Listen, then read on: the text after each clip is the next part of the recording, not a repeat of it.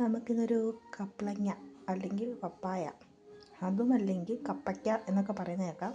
ഞങ്ങളുടെ ഇവിടെ വയനാട്ടിൽ അതിന് കപ്ലങ്ങ എന്നാണ് പറയുന്നത്. കപ്ലങ്ങ കൊണ്ട് നമുക്കൊരു മെഴുക്കുവരട്ടി ഉണ്ടാക്കാം. കപ്ലങ്ങ കാണിക്കാം, നിങ്ങൾ വിട്ടുപോയി. ഇപ്പോഴാണ് പെട്ടെന്ന് വിചാരിച്ചത് ഒരു വീഡിയോ എടുത്തേക്കാന്ന്.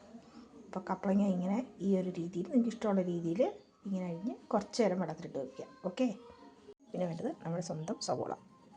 നമ്മുടെ ഇഷ്ടമനുസരിച്ച് നമുക്ക് കൂട്ടും കുറയ്ക്കുകയൊക്കെ ചെയ്യാം കേട്ടോ. ഇനിയിപ്പോൾ ഇത് വേണ്ടാന്നുള്ളവർക്കാണ് ഇടുകയോ വേണ്ടേ. നമുക്ക് വേണ്ടത് സവോളയാണ്. ഈ സവോളേൻ്റെ കട്ട് ചെയ്ത രീതിയൊന്നും നോക്കണ്ട.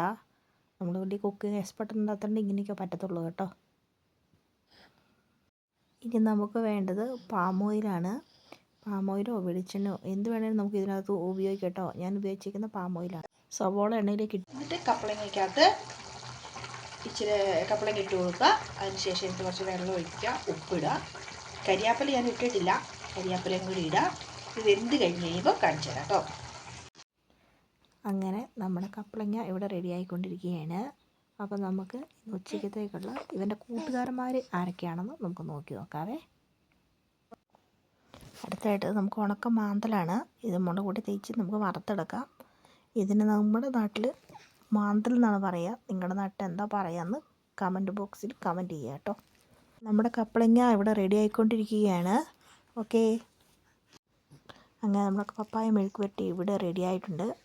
നിങ്ങൾക്കൊന്ന് ഉച്ചയ്ക്ക് ഫുഡ് കഴിച്ചോ എന്നുള്ളത് കമൻറ്റ് ചെയ്യുക. ഓക്കെ. ഇത് സോയാബീനാണ്. ഇതിൻ്റെ റെസിപ്പി കമൻറ്റ് ബോക്സിൽ ചോദിച്ചാൽ പറഞ്ഞു തരാവേ.